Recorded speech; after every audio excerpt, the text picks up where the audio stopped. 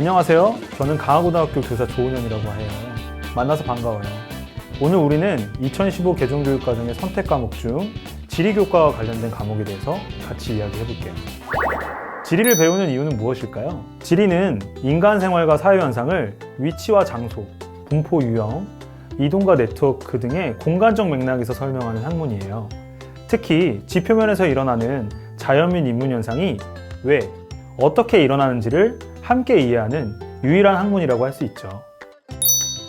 지리는 왜 중요할까요? 전 세계가 코로나19 바이러스 확산으로 심각한 위기를 겪고 있는 요즘 우리에게 흥미로울 만한 이야기가 하나 있어요. 19세기 중반 영국 런던은 콜레라로 인해 많은 사람들이 목숨을 잃어가고 있었어요. 당시 사람들은 콜레라의 원인을 나쁜 공기 때문이라는 통념을 가지고 있었지만 정확한 원인을 찾을 수는 없었어요. 그때 존 스노우라고 하는 의사가 콜레라가 발생한 원인에 대해 다른 이유가 있을 것이라고 생각하게 됐어요. 이를 찾기 위해 환자가 발생한 위치를 지도에 그려놓다가 대다수 환자가 수도펌프 부근에 산다는 사실을 알아내게 됩니다. 그리고 수도펌프 사용을 막자 콜레라 감염률과 사망자가 급감하게 되었습니다. 영국 정부는 이를 통해 위생의 중요성을 깨닫고 하수도에 대한 대대적인 정비에 나서게 되죠. 요즘에는 빅데이터를 활용하여 다양한 공간 분석을 도시정책에 적용하고 있는데 존 스노우는 인간 생활과 사회 현상을 위치와 분포 등의 공간적 맥락에서 설명하는 지리의 중요성을 이미 깨닫고 있지 않았을까요? 지리와 관련된 선택 과목에는 어떤 것이 있을까요? 지리는 탐구교과 영역 중에 사회교과에서 일반 선택 과목으로서 한국지리와 세계지리를 이수할 수 있어요. 그리고 진로 선택 과목으로는 여행지리가 있습니다. 그럼 지금부터 지리 교과목에 대해 더 자세히 알아볼까요? 여러분들이 한국지리와 세계지리에 대해 많이 갖고 있는 오해가 있어요. 첫째, 한국지리와 세계지리를 잘하는 학생은 우리나라 지명 또는 세계 각 국가의 지역의 이름이나 수도를 많이 아는 학생이다.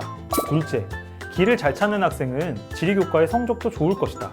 아니에요. 지리는 단순히 지역의 이름이나 길을 잘 찾는 능력만으로 공부하는 학문은 아니에요. 그렇다면 지금부터 일반 선택 과목인 한국지리와 세계지리 과목에 대해 조금 더 자세하게 알아볼까요?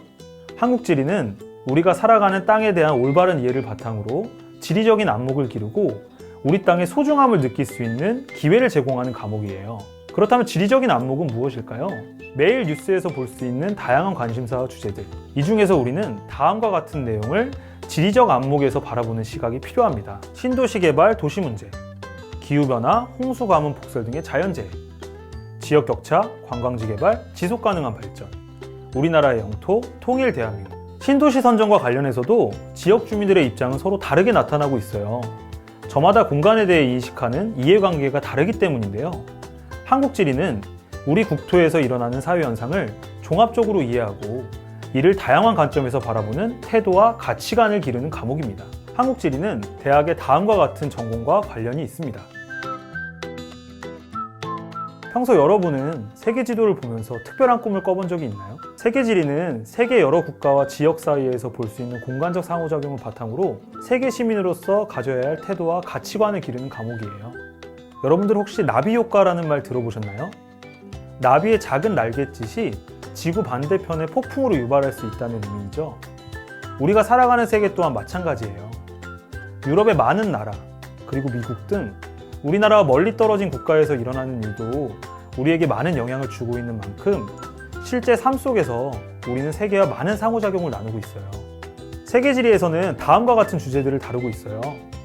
민족, 인종 및 종교적 차이, 세계적 기후변화, 지역의 통합과 분리운동, 자원개발을 둘러싼 갈등. 에스파냐의 바르셀로나에 대해 혹시 들어봤나요? 우리에게는 유명 축구팀으로 잘 알려져 있지만 사실 이곳은 카탈루냐 지방의 독립운동을 상징하는 곳이에요. 이 지역은 고유한 민족과 역사 문화적 전통을 바탕으로 에스파냐로부터 지속적으로 분리 독립을 요구하고 있어요. 이처럼 세계의 다양한 지역에서 일어나는 공간적 상호작용과 갈등의 본질을 파악하는 과목이 세계지리라고 할 수 있어요.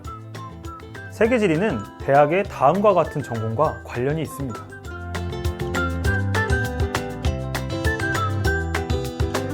마지막으로 여행지리 과목에 대해 이야기해 볼게요. 여행지리는 기존의 지리 과목에 여행이라는 주제를 더해 새롭게 만들어진 과목이에요. 여행지리에서는 다음과 같은 주제를 다루고 있어요. 여행의 의미, 여행에서 만나는 매력적인 자연과 다채로운 문화, 여행을 통한 세계 여러 나라 사람들과의 소통, 그리고 나아가 여행지 그리고 여행지 주민이 모두 행복한 여행, 우리의 진로를 찾는 여행. 여행은 더 이상 특정 개인만이 즐기는 전유물이 아니라 세계의 모든 이들이 함께 누리는 삶의 양식이 되어가고 있어요. 이 중 특히 여행을 계획하는 데 있어서 제일 중요한 것은 바로 어디에 갈 것인가에 대한 부분이겠죠? 따라서 여행을 주제로 다양한 공간들이 지닌 특징들을 함께 다루는 교과가 바로 여행지리라고 할 수 있습니다. 여행지리는 대학의 다음과 같은 전공과 관련이 있습니다.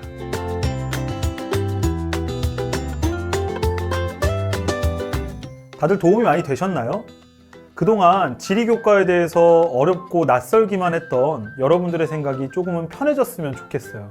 학생들의 다양한 진로 선택에 있어 선택 과목으로서 지리교과가 유용하게 쓰이기를 기대할게요. 코로나19 상황에서도 학업에 열중하며 최선을 다하는 우리 학생들 모두 응원합니다. 감사합니다. 안녕하세요. 저는 동아시아사 과목에 대해 설명하게 된 김효곤 선생님입니다. 동아시아사 과목 선택을 앞두고 고민하는 친구들에게 도움을 드리고자 합니다. 동아시아사는 보통 교과의 사회탐구 일반 선택 과목입니다. 즉, 수능 선택 과목입니다. 2020학년도 수능에서는 약 3만 명 정도의 학생이 동아시아사를 선택해서 응시했습니다. 네, 그러면 목차를 보면서 이야기 나누도록 하겠습니다. 보는 것과 같이 동아시아사는 동아시아 세계의 역사적 흐름과 특징을 탐구하는 과목입니다. 1단원부터 3단원까지는 근대 이전의 역사를 다루었으며 4단원부터 5단원까지는 동아시아사의 근현대사를 다루고 있습니다. 동아시아는 현재 한국을 비롯하여 일본, 중국, 몽골, 베트남 등의 나라가 있는 지역을 이야기합니다. 즉, 동아시아사는 이 지역에서 나타났던 선사 문화부터 오늘날에 이르기까지의 역사와 문화를 탐구하는 과목입니다. 네, 선생님, 세계사에서도 동아시아 역사를 배우는데 동아시아사와는 어떤 차이가 있나요? 하고 궁금해하는 친구들도 있을 것 같습니다. 세계사에서는 한 단원에 동아시아 역사를 다뤘다면 똑같은 내용을 동아시아사에서는 3개의 단원에 걸쳐서 다루고 있습니다. 그만큼 동아시아 지역의 역사와 문화를 깊고 넓게 탐구하기에 좋은 과목입니다. 네, 그리고 여러분들이 고등학교를 다니면서 필수로 배워야 하는 한국사와 동아시아사는 공통으로 다루는 내용이 있어 한 번의 공부로 2개의 과목을 공부하는 효과를 볼 수 있습니다. 저는 이런 학생들이 동아시아사를 꼭 들었으면 좋겠습니다. 첫째, 역사에 대한 흥미가 많은 학생.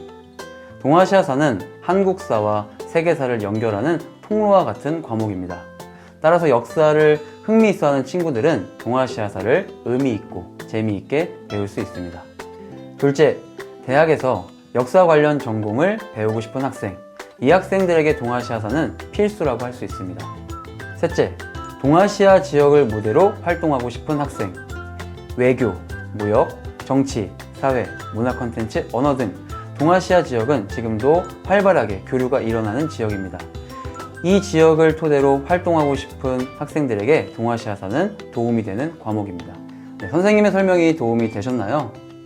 동아시아의 오늘날을 살고 있는 우리를 이해하고 동아시아의 미래를 이끌어갈 여러분들에게 동아시아사 과목을 추천하면서 선생님은 이만 물러가도록 하겠습니다.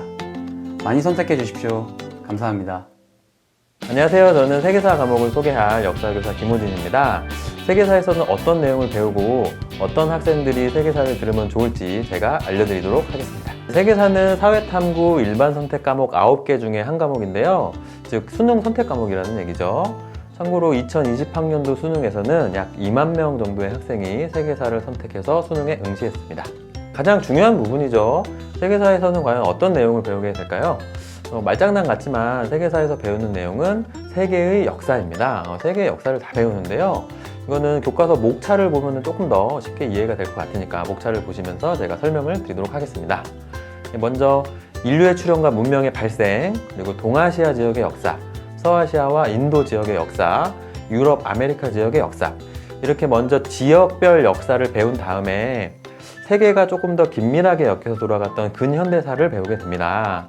이렇게 목차를 보시니까 어떠신가요? 좀 내용이 많고 어려울 것 같나요?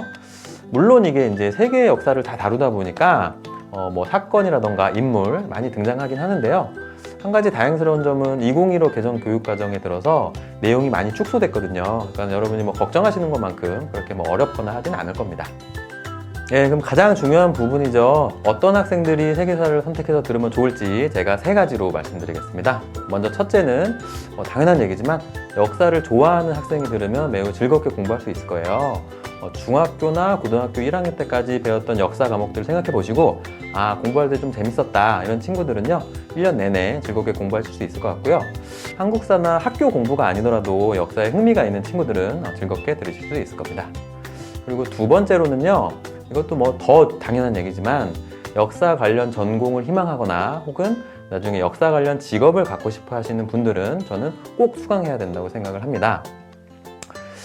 근데 물론 이제 지금까지 진로가 안 정해진 학생들도 많은 걸로 알고 있어요. 근데 저는 오히려 진로가 확실히 안 정해진 친구들도 세계사를 들으면 좋다고 생각을 하는데요. 그게 왜 그러냐면 역사라는 과목이 모든 학문의 기반이 되거든요. 그래서 나중에 진로가 좀 늦게 정해지더라도 어느 분야이건 간에 연결시킬 수 있는 고리가 있습니다. 그렇기 때문에 진로가 정해진 분들도 안 정해진 분들도 세계사를 선택하시면 좋을 거라고 생각을 합니다. 예, 그리고 마지막으로 3번째는 공부 방법에 대한 이야기인데요. 본인의 공부 방법을 되돌아봤을 때 본인이 좀 성실하고 꼼꼼하게 공부를 하는 타입이라면 세계사는 매우 좋은 선택이 될 거예요. 왜냐면은 세계사는 공부한 만큼 성적이 나오는 매우 정직한 그런 과목이거든요. 그러니까 본인이 성실하고 꼼꼼하게 공부를 하는 타입이라면은 세계사가 좋은 선택이 될 것입니다. 예, 지금까지 세계사 과목에 대해서 설명을 드렸고요. 마지막으로 제가 꼭 드리고 싶은 말씀은 저는 세계사 과목을 이렇게 생각하거든요. 세계사는 인생의 오답노트다. 저희보다 먼저 살았던 수많은 사람들이 써내려간 인생의 오답노트라고 생각을 해요. 그리고 그 오답노트를 저희가 공부를 하다 보면 저희가 살면서 앞으로 겪게 될 수많은 어려움과 역경이 닥쳤을 때 좀 더 슬기롭게 현명하게 대처할 수 있는 힘이 생긴다고 저는 믿습니다. 예, 그럼 들어주셔서 감사하고요. 세계사 많이 선택해주세요. 안녕.